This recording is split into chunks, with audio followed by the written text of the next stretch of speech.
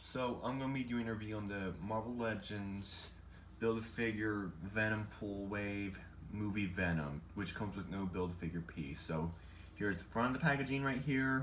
Here is this side of the packaging with Venom's face on it. Here is the other side of the packaging with that same image just mirrored. Here's the top of the packaging with Venom embossed right there. Here's the bottom of the packaging right here. And here's the back of the packaging with a product shot of the figure and a little description right there. So here we have the figure itself, and honestly this is a pretty good figure. It would work as a good comic Venom as well, and yeah, it doesn't come with a Build-A-Figure piece like I mentioned, but it does come with some accessories, so let's take a look at those first. So it comes with two sets of interchangeable heads, these wide open / crawling hands I guess you could use, and it comes with some fisted hands right here, and they do have the white veins painted and sculpted on there, which is nice.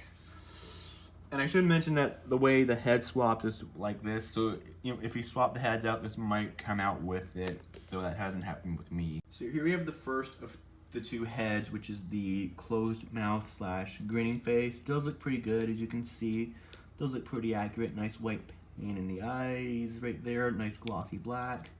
And here's the other head. Let me just put that on.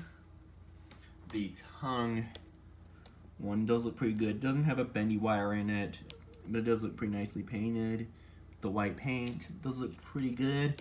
I would have liked it if they included an alternate Tom Hardy head. Unfortunately, that does not come with the figure.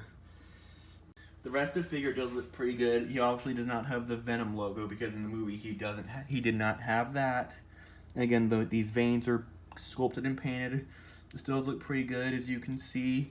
And Pounds987 made a custom of this figure for Artemis Prime, where it was basically like the comic version with this body mold, and that looked pretty good.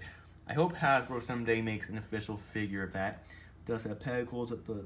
Oh wait. Oh, actually, no, he does not have pedicles, as you can see. Sorry about that. And overall, this does look pretty good, and again, these veins are sculpted and painted. And they're, yeah.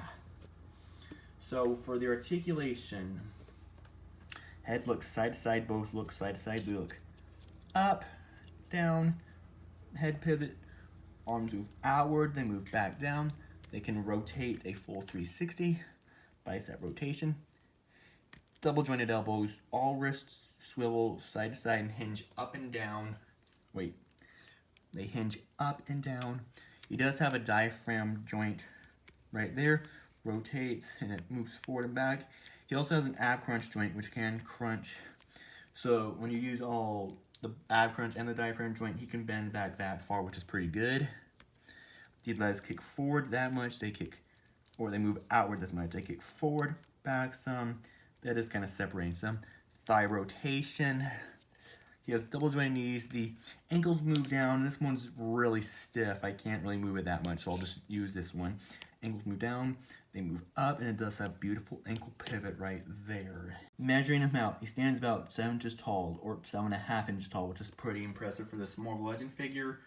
Unfortunately, I don't have the old Spider-Man 3 Build-A-Figure movie Sandman Wave Topher Grace Venom to compare this figure to, unfortunately.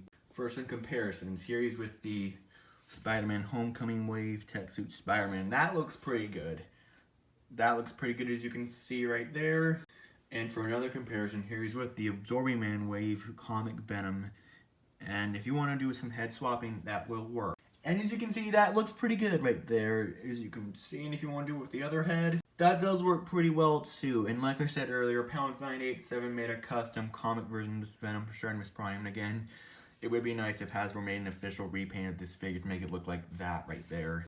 And here he's next to the Marvel Select Venom without all the accessories on him. And he stands about as tall as that Marvel Select Venom right there. And here he's next to the Marvel Select Venom with all the accessories on. And like I said earlier, I wish this Venom right here came with an alternate Tom Hardy head sculpt and looks similar to like this one that came with this Marvel Select Venom right here, as you can see. And for two more comparisons, here he's next to the Pizza Spider-Man and the Black Suit Spider-Man from the comic Sandman Wave. And that does scale pretty well right there, as you can see. So again, if Hasbro did make a comic version of this Venom, that would work pretty well. That's all I have for my review on the Marvel Legends Build-A-Figure Cool Wave movie Venom. Bye.